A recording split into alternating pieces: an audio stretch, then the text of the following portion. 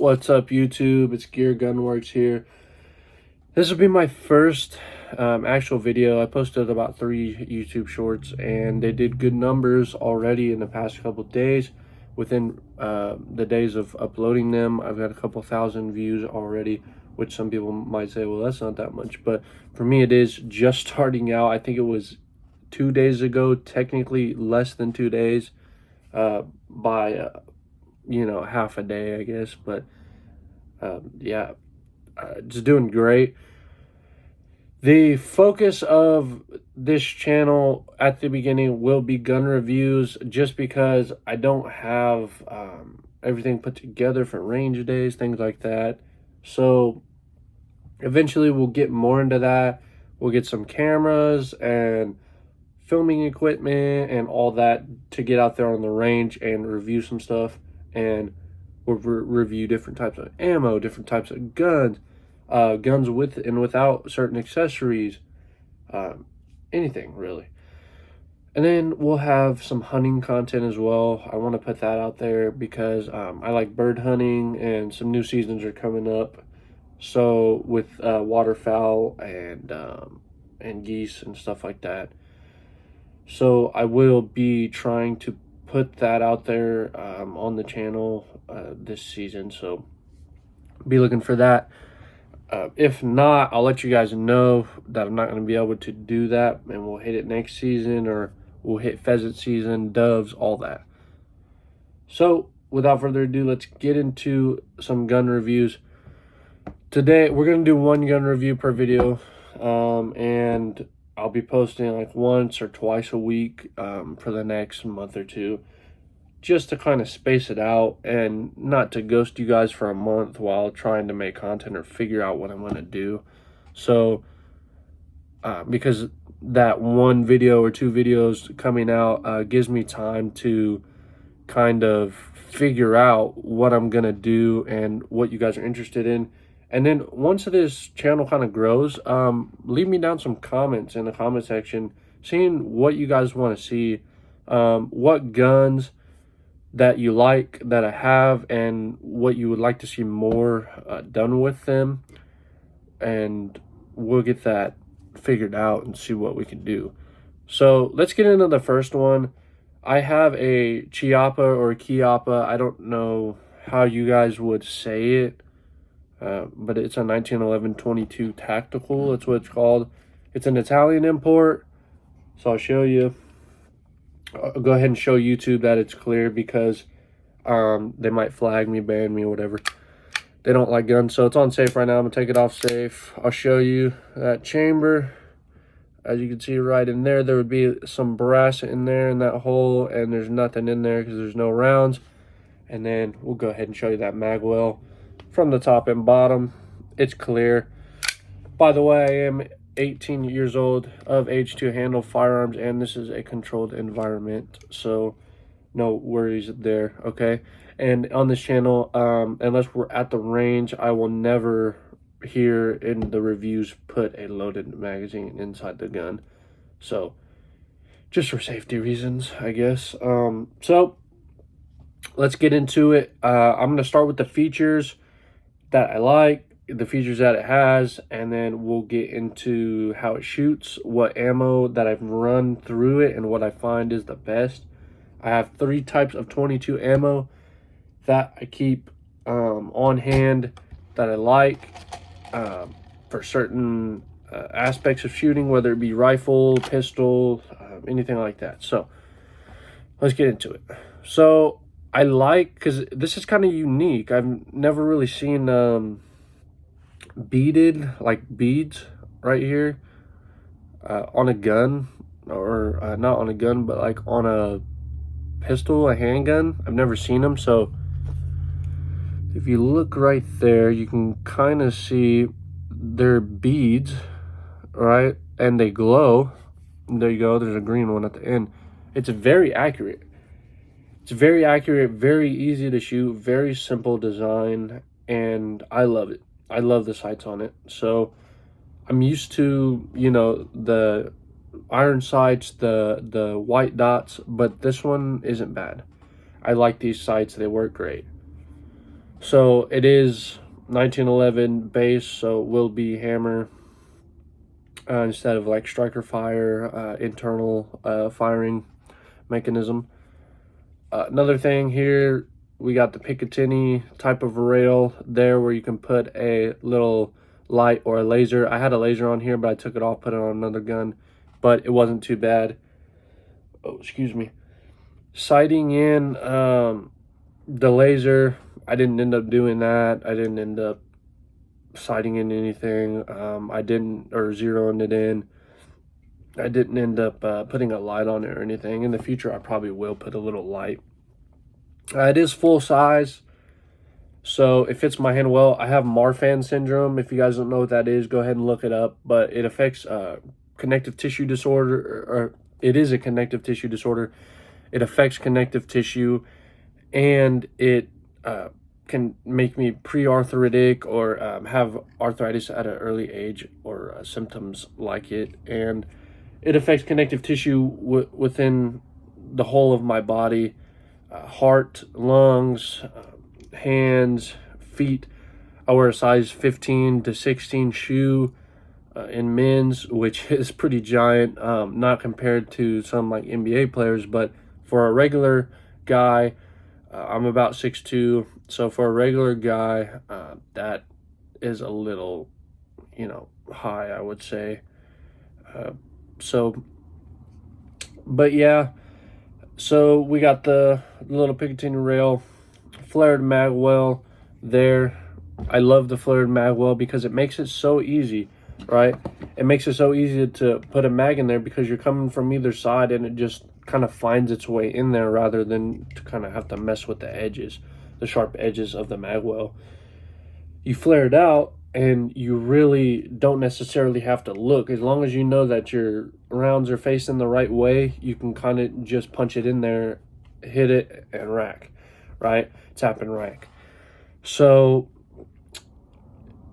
I love that. That's one of my favorite features about the gun. It makes it so easy to get that into the magwell, and I'll probably have flared magwells on a lot of my guns that I can put a flared magwell on, just because it makes it so much more easy.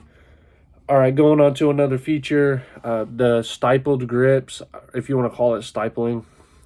They come like this, but provides more traction, and it's full size. It's nice.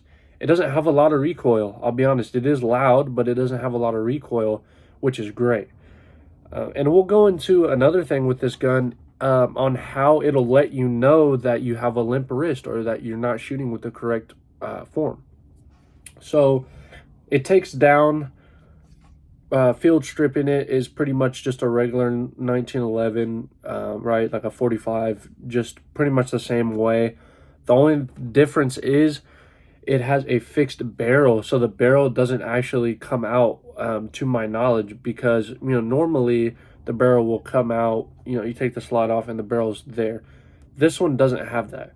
It's like welded on, so it does sometimes make for a harder cleaning because of this hammer that kind of gets in the way, and this part of the slide, or under the slide where the slide goes on internally on the frame, it kind of catches your rod sometimes. But you use a shorter rod and you should be fine just to get it through there. And pistols and handguns in general are relatively easy to clean, as far as the barrels go anyway. So let's get into ammo, because that's pretty much just the major features. The mag release is pretty smooth as well. Trigger pull is very light compared to some 9mm and things of that nature that you're going to shoot. So let's get into ammo problems, if I've had any, and what I think about the overall function. So like I said, it's smooth. As long as you're gripping the gun, in a way that is not, you're locking that wrist up there and you're extending out and you're keeping a solid base, you're going to be okay. The reason I think about using this as a trainer is it's great for letting you know when you have a limp wrist, or letting you know when you don't have the right form. because it will hit you with the failure to eject every time. I swear, it will hit you with the failure to eject. This is not the first pistol I've ever shot, but it's one of the first. It's the first pistol that I owned, and the first pistol of my own that I shot, and I went to the range and shot. And they let me know, hey man, you're not having proper form. So I looked up on YouTube and I seen how the special forces guys and the competition runners and all those guys were holding their pistols, and I practiced. And I finally got to where I'm not having failure to eject, and I can shoot 9mm and other rounds 45 without having any problems, any issues. So let's get into one problem that I encounter with ammo of a specific category, and that's copper plated hollow points or copper plated round nose. So copper plated 22s have, and I'll show you, let's see if I still have it up here somewhere. Let's see. There we go, right there. So look at this 22. It has a copper finish on it, and I'll show you the difference. This is a hollow point. I'll show you the difference between lead and copper plate and just regular lead with no copper. This is lead with copper plate. This is lead without copper, right? And you can see the shininess of it. So the copper sometimes tends to rub on the inside of that barrel, like at the beginning of the chamber, right? The beginning of the load, it kind of rubs off sometimes. So you got to be careful on that shaving, because it will shave sometimes. So you have to be careful on that, because sometimes they'll get stuck. So, but I've always made sure that I'm not following, I'm not riding that slide per se. Because what riding the slide is okay, so this, I know 1911 guys, in the comments, demonize me for letting the slide fly forward without a round in the chamber, but you want to let that slide fly, right? Let me decock it real quick. You don't want to ride it, because that makes you prone to jamming your chamber up, the round getting stuck in there, especially with your copper plated hollow points or your copper plated round nose, because lead is so soft that that barrel will shave, or that chamber will shave off the sides of your round, and you don't want that, because sometimes they can get stuck and you run more of a risk of maybe getting a squib load, meaning your round gets stuck in the barrel while it's trying to come out. So, and we'll get into that later, because we'll get into some safety stuff as well for guys that are uneducated, because I've had a couple misfires, couple would-be squibs, but never anything explode on me or anything, because you have to take the proper safety measures, and there are specific safety measures. So we'll get into that in another video. But on to the ammo. So in pistols, especially when you're running 22, you want to run either a higher quality round or a higher FPS, meaning more powder behind it, I would say. Correct me if I'm wrong, but that's how I understand it. So feet per second, it's going more than this Thunderbolt. If the CCI Mini Mag is going more than the Thunderbolt, going more FPS, more feet per second than the Thunderbolt, it's probably going to cycle better, especially if it's a higher quality round, because it's letting that slide come back and eject that round properly, giving it time to chamber a new round properly, all that good stuff. So, problems that I've had with certain ammo, let's get into it. This right here, I will show you if I can't get it on camera there, but I will show you. So this is a Remington, if you can kind of see that. It has like REM, I believe, yeah, REM for Remington. These are Thunderbolts.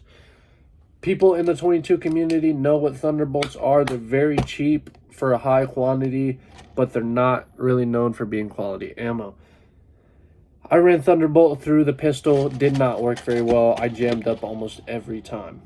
Now, Old Faithful here, these rounds have always done me right. Now, I have had a few hangups because of the copper plate, but these have always done me pretty good after wearing in that barrel. So, I'll show you here. So these are Aguila. If you guys want to look that up, they have some type of like eagle. I think it's red and white accents to their logo and their overall theme. But Aguila rounds, they have an A on them, and they're copper plated hollow points. That's what I run, and they've done me great, and that's what I usually shoot. I've also ventured off into CCI, and CCI probably makes some of the best rounds 22 that you're going to find, besides maybe some type of fancy company. But I got these on sale from Shields not too long ago. So there you go. There's a little CCI mini mag for you, copper plated as well. I don't know if you guys can see that. You guys can't really see that. That's okay. Got to get a better camera, right? So yeah, CCI mini mags have not done me wrong either. So CCI mini mags and Aguila copper round nose, or not round nose, copper plated hollow points, 38 grain for the Aguila, and let me see here, 36 grain for the CCI mini mag. CCI mini mag have a good reputation. Aguila I don't hear so much about, but I would say it's a pretty solid round to shoot. So think about that. Higher quality ammo in your pistols. Rifles, it doesn't matter as much, but pistols 100%. You want high quality ammo because it's going to function better. It's not going to you know, fail on you as much, or I guess I would say as often, but it might not fail on you at all because it's just better overall ammo. Now, I'm not going to put this round, this magazine inside the gun, but it is loaded. So it's not capable of firing right now, YouTube. It's just a loaded mag. So that holds about 10 rounds. I put 9 just to have a better seat. That's what I found works with a lot of guns. You could put 10 if you want. These are just polymer mags, so sometimes that round likes to sit up all the way, or you know, not sit right in the magazine, and sometimes you have a hang up. So I just put 9 and it sits right in there, and it's smooth. It's smooth. These magazines, I wouldn't say they're the highest quality, but they're good. They're good. They work fine. So like I said, Chiappa, whatever you want to call it, 1911-22 tactical Italian import, about $400, and I paid a little bit on the higher end for a brand new gun. And I've run a lot of rounds through this gun and I love it.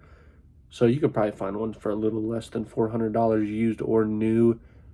So I would recommend this for training, for women, small children, men even, but this is good full size to get the grip on, to train with, try to get used to a tiny bit of recoil, also getting used to handguns and getting used to holding and gripping the handgun properly. I like it. I love it. So you can find many other ones. Like I think it's like GSG or something like that. Maybe is another company that makes them. Makes a 1911-22 as well.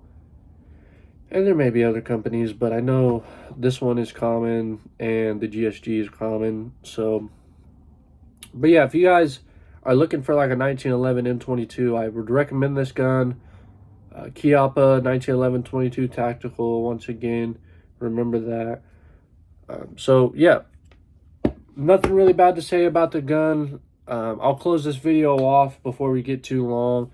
Like I said, more review videos than not on this channel for now, and then we'll get into some range days. We just went to TriggerCon. That's what I posted. TriggerCon is one of the biggest shows, exhibit shows in the Midwest, kind of like SHOT Show, just its little brother, growing and growing. Rainier Arms sponsored it, so it was a great experience. But yeah, thank you guys for watching. Like, comment, subscribe. Let me know what you guys want to see. If you guys want me to review some ammo in the future, or accessories, or show you my whole entire collection in one video or whatever it is. But we'll review the whole collection and then I'll lay it out for you, maybe. Just whatever you guys want to see. But thank you for watching. I really appreciate it. Oh, excuse me. If you made it this far, like I said, I'll try to shorten these videos up. I rambled on a little bit, and I'm trying not to do that. So, thank you for watching. Have a good day, and I will see you guys later.